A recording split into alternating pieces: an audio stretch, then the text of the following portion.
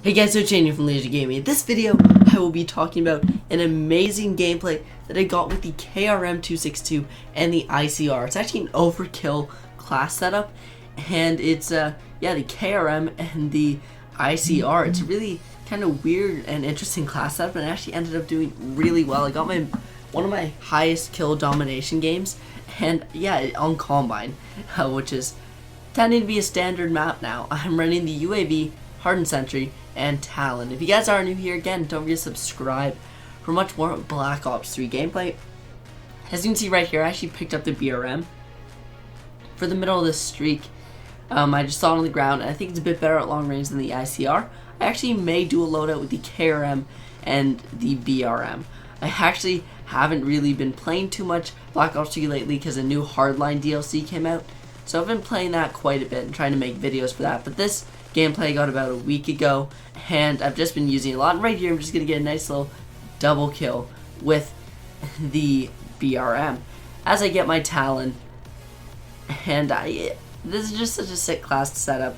And I was actually going ham with this class setup. I had like 4 or 5 good games in a row where I got like 60 plus kills in domination. And then I just had this game where I just went absolutely ham. Running the War Machine also. I was actually a fairly low rank, I believe, and I don't have too many of the specialists unlocked when I did this. And as you can see right here, just going to switch to the ICR and get 2 kills. That's why we were using the War Machine. Not my favorite, and I feel it's kind of a bit douchey, but you know, didn't have too many other options.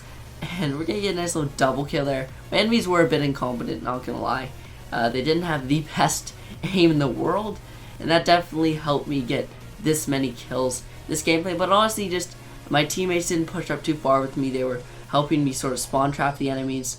And as you can see right here, I backed out a little bit just so we wouldn't push all the way up and the enemies would continue to spawn there. Because if I pushed up too far, I knew that the spawns would flip, and my teammates were covering C.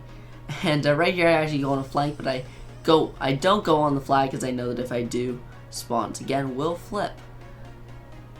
We're just going to run back here around to see if any enemies are flanking. That guy ended up staying alive, but now we're back in their base again. Get that KRM 262 kill. And we're going to run up here. And this is a common spot. If you guys don't check that when you're flanking the enemies, I would, because there tends to always be enemies there. So we're just sitting. I don't know why they find it interesting, but they do. They get lucky there. That guy probably tried to no-scope me with the SVG. Didn't work out too well for him, but it ended up working well for me as I did miss my first shot in that gunfight. And I think my enemy went to the left, and for some reason I just didn't go after him. I don't think I saw him at the time. But yeah, this class setup is pretty awesome. If you guys don't use Overkill, I recommend running it with the KRM. The KRM is an insane weapon in close quarters, but if you want to be able to cover all ranges, as that guy walked right into my War Machine, I'd recommend running Overkill. I have an M8A7 class setup with the Overkill. I started to run a sniper class setup. I run a Vesper in the sniper class setup. I've just been having a ton of fun with Overkill in Call of Duty Black Ops 3 lately, and we're just going to cap A here and switching clips and push up into the enemy base. This is a common place to put the Hardened Sentry. As I said, a lot of enemies tend to walk down that hallway, and it just demolishes them. And if enemies try to get onto B, it'll take them out, and that Hardened Sentry spot can cover most of the map. I feel like when you're on this side of the map, though, that I'm on right now, you're spawning, and you can put the Hardened Sentry in this room, right at the edge, right here where I'm standing now, as I just slid off. But where I was standing, if you can put the Hardened Sentry there, that's even better, because it has such a large field of view, and it can turn like 180 degrees, so it sees so much, and that was a lucky kill. Not gonna lie, teammate helps me out with that one. Just gonna put up the UAV quickly here as I realize that the enemies have completely flipped spawns and are at B. That guy was pretty oblivious and let me kill him. And we're gonna get that guy too.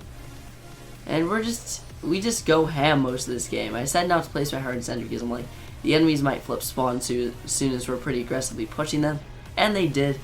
And if I actually pushed up that far, wouldn't have worked out too well, especially if I placed the Hardened Sentry down. When I got too many kills, and that's not what you want for your score streaks. You want to see what they can do over a longer period of time. Now, as we're just approaching the end of this game, I ended up going 81-12. If you guys are new here, again, like I said, don't forget to subscribe down below for much more Black Ops 3 gameplay. Really had fun getting this, obviously. It's always fun to do really well. But, game comes to a close. Team won 200 to 148, I believe. Yes, 200 to 148. As you can see, top of the scoreboard there. But that's what it is. But guys, thanks for watching. I'll see you guys next time.